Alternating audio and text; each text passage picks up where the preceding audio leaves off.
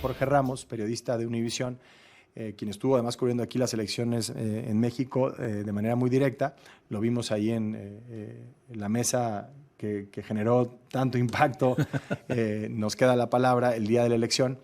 Y Jorge, la pregunta que te hago es, este es Biden con una iniciativa que como se lee es la más restrictiva para un presidente demócrata, o es en realidad Biden respondiendo a una evolución en la opinión pública estadounidense que ya en su mayoría busca mayores restricciones en la frontera? ¿Qué tal, Enrique? Yo te diría que es Biden diciendo, tengo que hacer algo porque si no me van a quitar el puesto. Estamos hablando de política electoral ya en estos momentos, y los demócratas y Biden saben perfectamente que si no hacen algo en la frontera va a perder la reelección el 5 de noviembre. Así que eso es lo primero. Lo segundo, me parece increíble que los demócratas y Biden estén hablando ya con el mismo lenguaje que Donald Trump. Fíjate cómo ha cambiado la narrativa, Enrique. Ya no estamos hablando de legalizar a 11 o 10 millones de indocumentados como lo hicimos durante décadas. Ahora estamos hablando de cerrar la frontera, y eso me parece realmente increíble. Y lo que tú decías, sí, ciertamente se está hablando de cerrar temporalmente ciertas partes de la frontera, pero eso nunca ha ocurrido.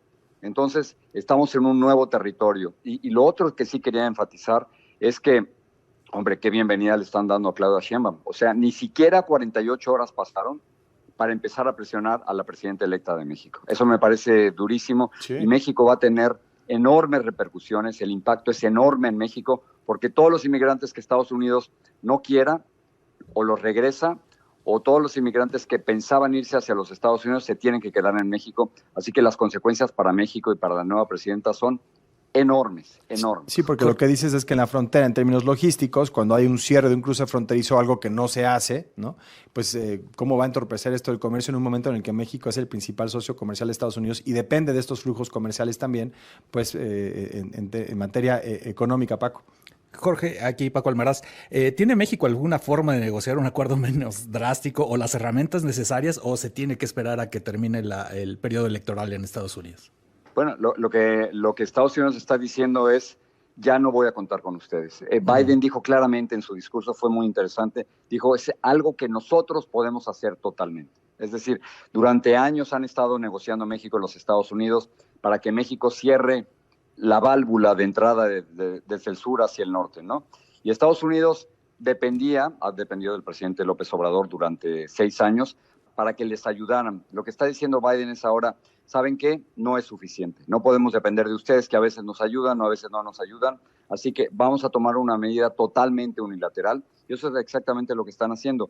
Estamos hablando, por ejemplo, en diciembre pasado cruzaron 250,000 inmigrantes solo en el mes de diciembre.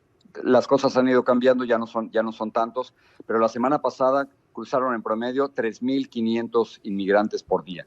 Eso es muy por arriba de los 2,500 que han autorizado ahora. Eso lo que quiere decir es que una vez que entre en vigor esta orden, a partir de la medianoche de hoy, pasa la primera semana, seguramente se va a vencer el límite de 2,500 en promedio por día, y ahí van a empezar a cerrar la frontera. Va a tener consecuencias enormes, sobre todo que los inmigrantes que se pasen de esos 2,500, vamos a suponer que sean 3,500, se los regresan a México.